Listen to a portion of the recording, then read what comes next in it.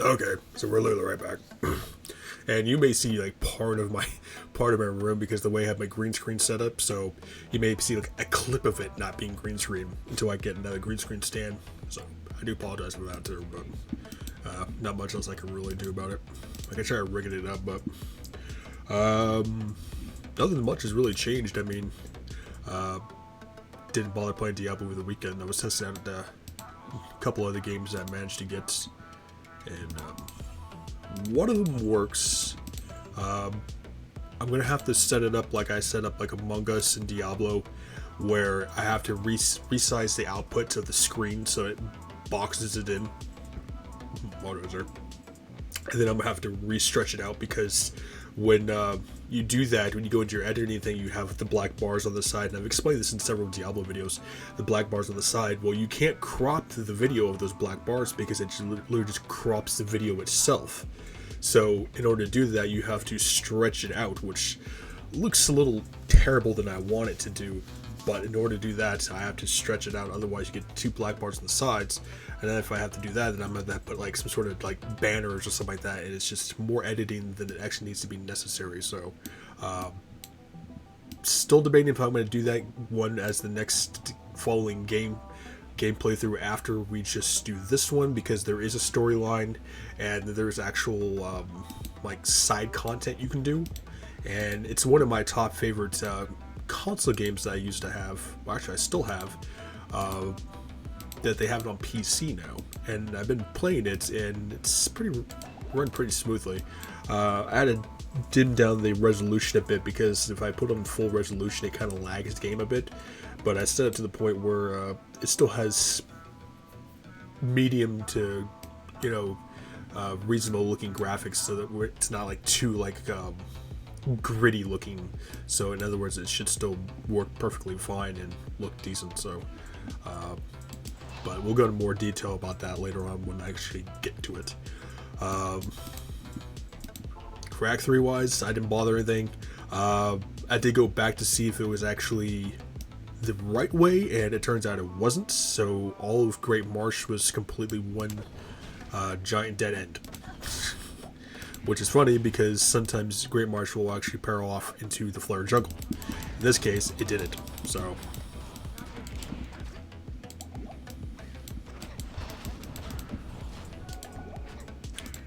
Short roundabout. Cool. Allergies. So basically what I'm going to do with the Sorcerer, instead of just collecting the organs like I do with every other one, we're just going to run through all the way up to the council. And I'm pretty sure I explained this in the other one. I'm going to run straight to the council, to Lower Kuros and all that stuff like that.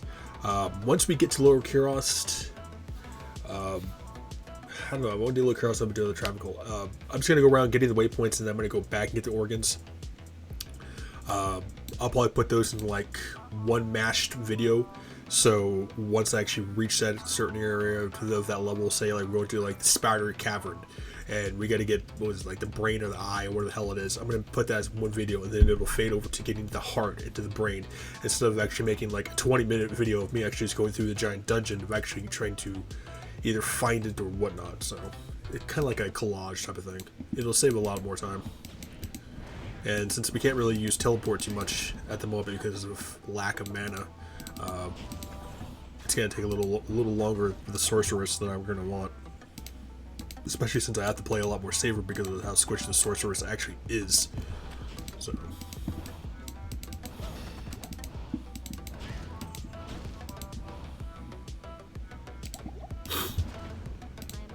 How the hell you overburned already?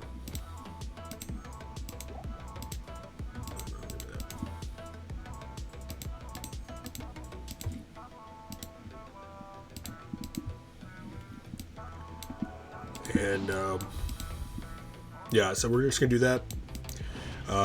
Makes it a lot more easier.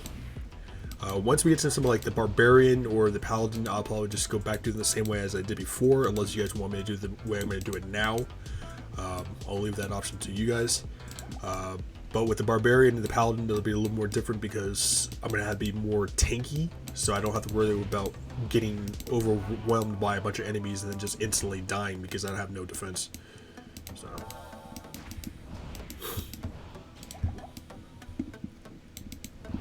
Which I gotta do some rune farming anyways with for my mercenary when I think about it.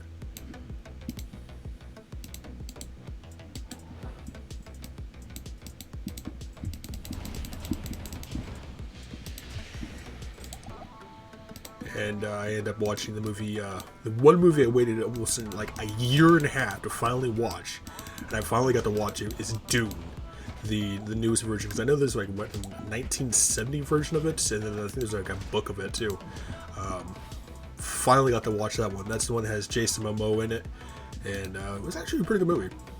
The only thing I didn't care for was the ending of it. I was a little disappointed by the ending. I was hoping that the ending would be a little more...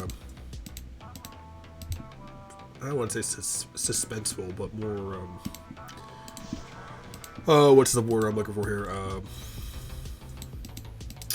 More finished, I guess, in a sense, you know, because the bad guy still technically lived, you know, and they kind of leave you off on a giant cliffhanger, like, are they going to survive, or, you know, what's their next step? And usually most movies do that to leave as some sort of cliffhanger so they can make a second version of that movie.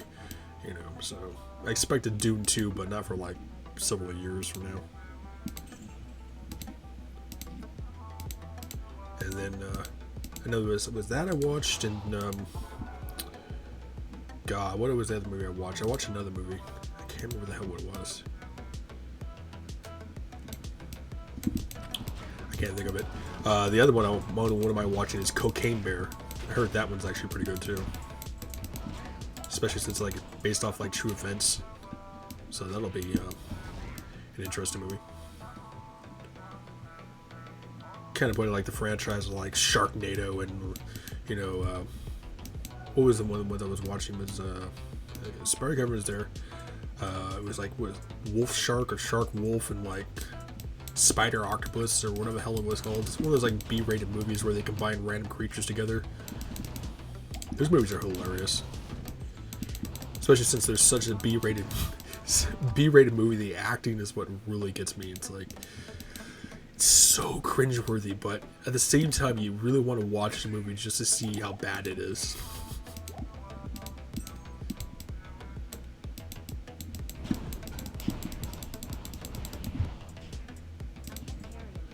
Of course you can't hear anymore.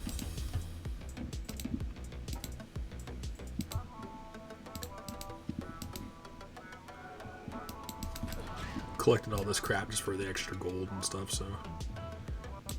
Okay, that's Great Marsh. What the hell?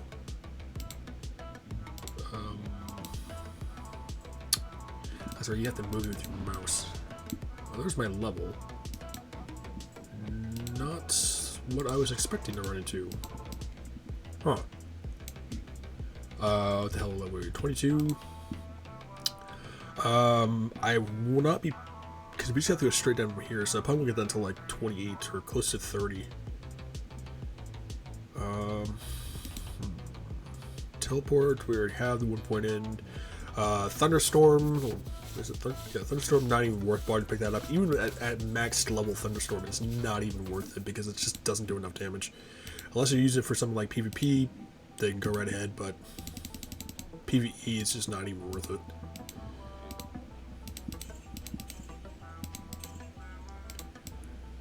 Figured I would run into Flare Jungle already, but apparently not. Huh. I didn't even set my goddamn timer too, so we're definitely gonna wing it on this one. Let's see here. It means it's gotta be southwards then?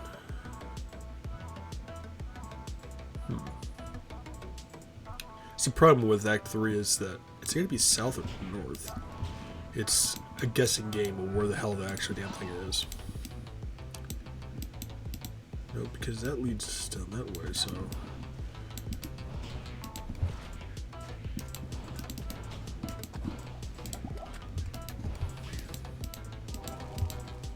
Unless it's down here, that's got to be up north.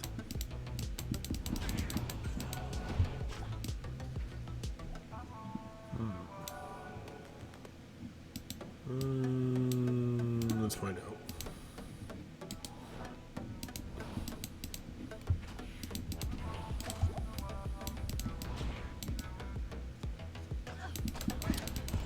And I know Diablo 4 beta started Friday, and I ended up watching one of my favorite YouTubers, Fighting Cowboy, play it, and he did like a 3-hour video of they only had the barbarian, was it the barbarian I think it was, the sorcerer and the rogue, and so far from what I've seen the gameplay, it's definitely Diablo 3-esque, just maybe an upgraded version of it.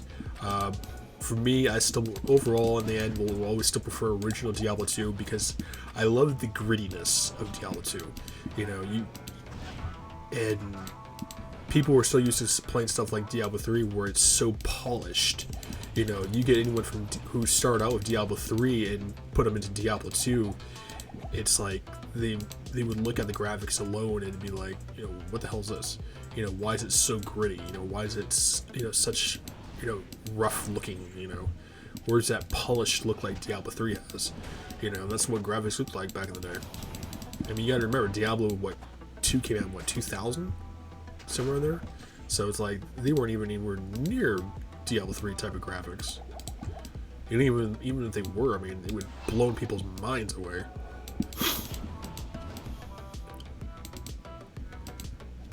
But that's one of the main reasons why I like original Diablo 2 over the remastered.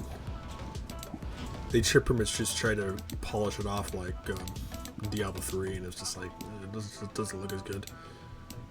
You don't have that nostalgia feeling to it. And that's basically what they did with Diablo 4. It's just an upgraded version of Diablo 3, graphics wise and stuff like that.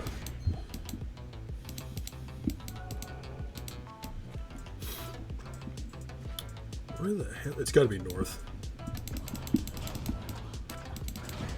I mean, this is basically what one video basically just looks like. It's me just running through the goddamn jungle looking for the goddamn flare jungle itself. You know. So it is north. Sometimes you might actually come across a path where it's a rarity, and I've had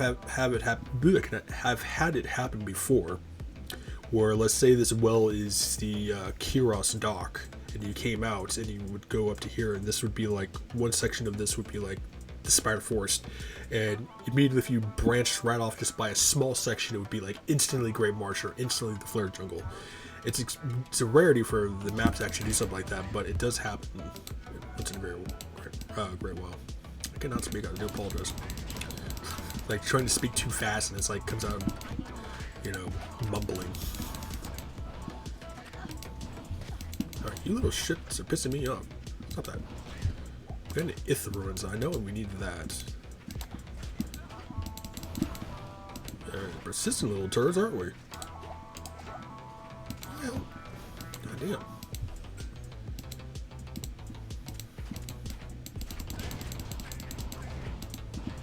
Like goddamn children in a grocery store with sticky hands, grabbing every goddamn little thing they can. Get annoyed. What do we got here? 2 firebolts, 1 ablaze, 2 sockets. It's not bad. 3 to shiver armor. 1. That's not bad either.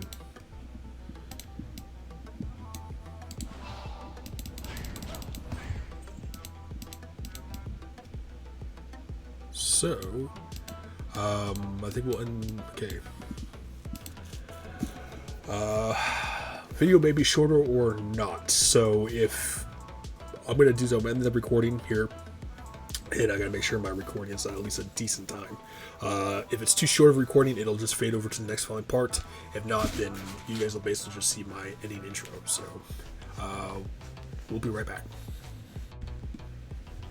All right, we're back. We got like. There are 4 minutes left at most, so that's actually pretty close. It was like a 14-minute video. Little side areas like these, if this is what I think it is, yeah, the swampy pit, something like that. If you want to for like extra experience, fine, but I don't really bother with doing Act 3 dungeons because there's so many goddamn dead ends. Unlike Act 1 where it's just one entire cave system, you know, it's one pathway and maybe 1 or 2 dead ends. With Act 3 dungeons, it's constantly nothing but goddamn dead ends. You know, it's especially it's dead ends full of traps. So it's like, if you're getting swarmed and you're stuck in a dead end area and you got a line of enemies and then you're getting hit by a trap at the same time, you can't get out, especially if you're playing a champion that's not like the Sorceress, who doesn't have the ability to teleport, or even she does and you're in a room where you can't teleport because it's out of bounds, you're screwed. You know, it's one of the main reasons why I don't bother with Act 3 dungeons, because it's just not worth it.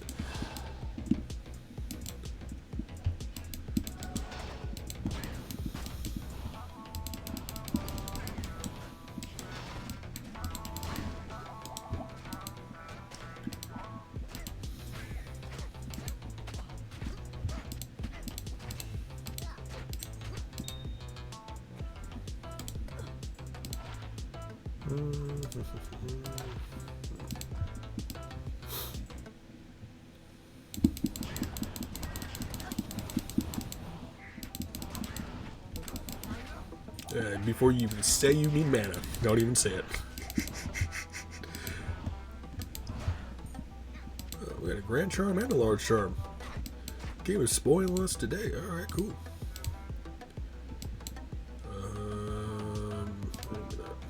And another battle staff. But let's sell this stuff first here.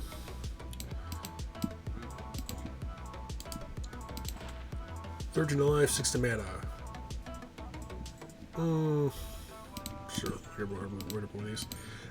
Extra 6 mana ain't getting very much difference. That's an extra 13 to life, so, you know, keeps the slides a little longer.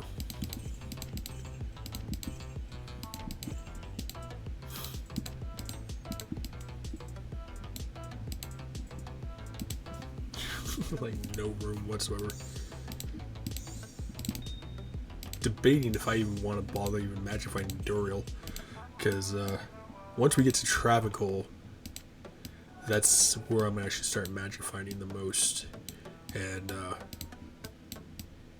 if you know the right way to actually spawn them, then it makes it a lot easier.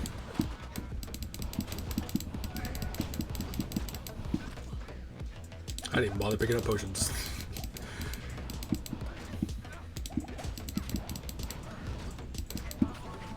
It doesn't matter, we're gonna get potions from these guys anyway, so. Yeah, we got a potion. They're a little stingy on the potions for like 30 goddamn enemies in one area.